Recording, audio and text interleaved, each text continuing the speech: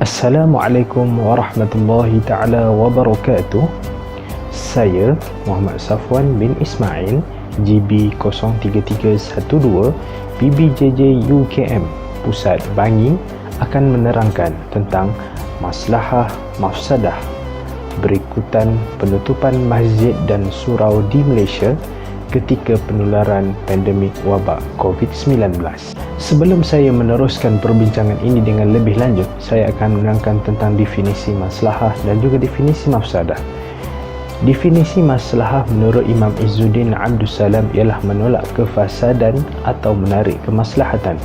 Manakala definisi mafsadah menurut Ibnu Ashur ialah apa sahaja yang bertentangan dengan maslahah, sifat bagi perbuatan yang menghasilkan kerosakan, iaitu darar yang berpanjangan. Bagaimana pula dengan definisi COVID-19?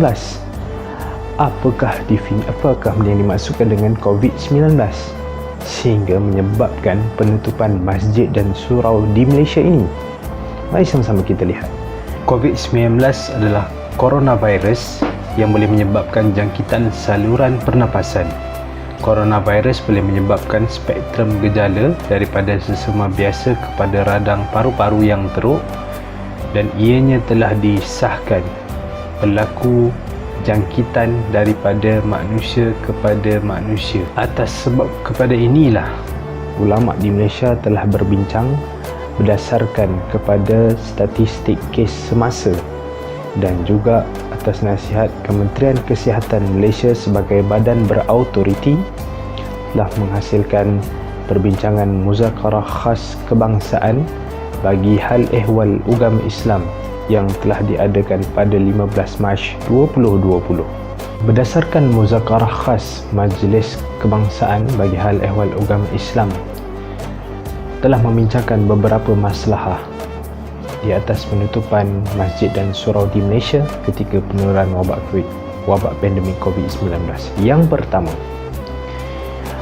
maslahah dari sudut pemeliharaan jiwa, yakni hifzun nafs. Jika kita lihat statistik angka kematian akibat wabak pandemik COVID-19 ini meningkat dengan begitu mendadak sekali. Atas sebab itu, Islam melarang umatnya untuk mencampakkan diri dalam kebinasaan seperti mana yang disebutkan dalam surah Al-Baqarah ayat 195 yang berbunyi wala tulqu biaidikum ila tahlukah, janganlah kamu mencampakkan diri dalam kebinasaan.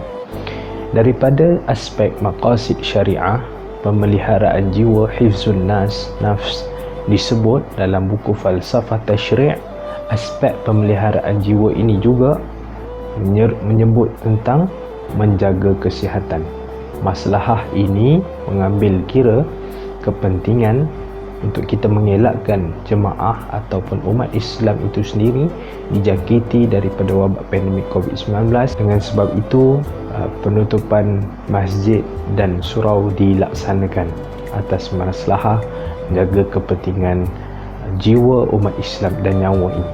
Walaupun disebutkan kematian dah ketentuan daripada Allah Subhanahu wa taala, tidak lambat walau sesaat dan tidak cepat walau sesaat, namun Islam meletakkan al-wiqayah khairum min ilaj, mencegah lebih baik daripada merawat. Dan disebabkan itu juga maslahah yang kedua adalah memelihara agama, hifzuddin. Apa-apa tindakan yang dapat melindungi agama daripada sebarang usaha untuk mencerobohi dan menghapuskannya. Jika kita lihat, sekiranya ramai jemaah masjid yang dijangkiti dengan wabak COVID-19 ini, ianya akan menjadi satu fitnah kepada umat Islam, dan ramai akan mengatakan bahawa Islam tidak mementingkan kebersihan. Islam memberi kebinasaan kepada umatnya.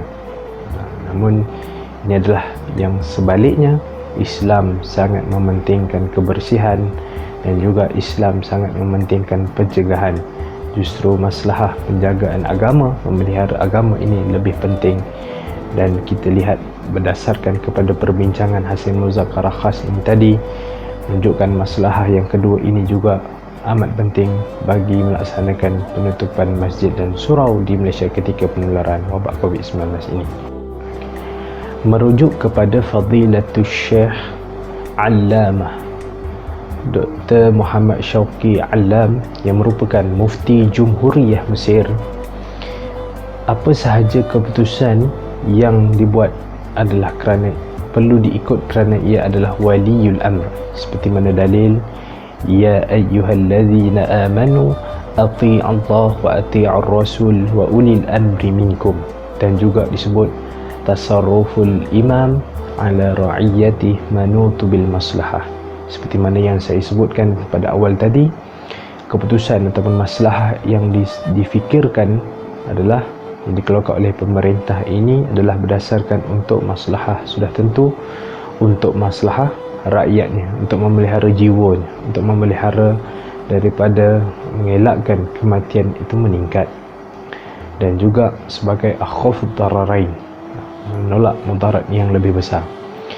Dan juga kita lihat daripada maslahah ini tadi, ikutan daripada penutupan masjid dan surau ini tadi, majoriti umat Islam ataupun pemimpin keluarga, iaitu terdiri daripada suami-suami, dapat melaksanakan solat berjemaah bersama keluarga, sekaligus meningkatkan ilmu fiqh yang mana tidak pernah dilakukan pada sebelum ini, tetapi telah dipelajari bagaimana cara untuk menjadi imam, bacaan-bacaan yang betul dalam solat. Dan ini memberikan satu gambaran yang lebih baik sebagai umat Islam ataupun sebagai pemimpin dalam keluarga itu sendiri. Seterusnya, walaupun terdapat maslahah daripada penutupan masjid dan surau, namun tidak dinafikan ada mafsadahnya, ini keburukan daripada penutupan masjid dan surau. Mafsadah yang pertama, kuliah maghrib ataupun majlis ilmu terpaksa ditunda. Walaupun kita lihat pada ketika ini telah ramai melaksanakan kuliah ataupun mengajar ilmu secara online, secara bersiaran langsung, namun ini akan menyebabkan kekeliruan kepada umat Islam, khususnya bila mana berlakunya percampuran di antara penceramah ataupun pendakwah-pendakwah yang tidak mendapat autoriti ataupun tauliah daripada Jabatan Agama Islam seperti mana yang dilaksanakan di masjid-masjid dan juga surau.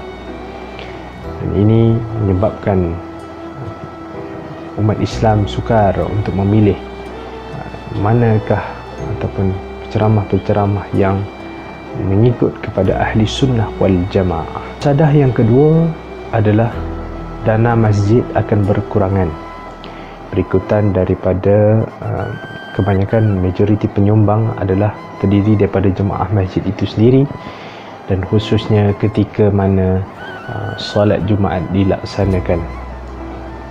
Dan yang ketiga adalah pengabaian masyarakat ataupun masyarakat mudah lupa dan leka ketika mana masjid ini ditutup.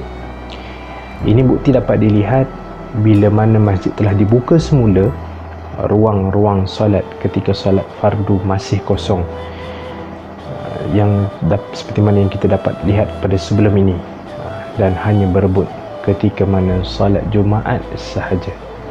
Dan ini menunjukkan walaupun terdapat maslahah daripada penutupan masjid, namun mafsadah ini tidak dinafikan wujudnya mafsadah berikutan atas sikap dan perbuatan kita sebagai umat Islam itu sendiri.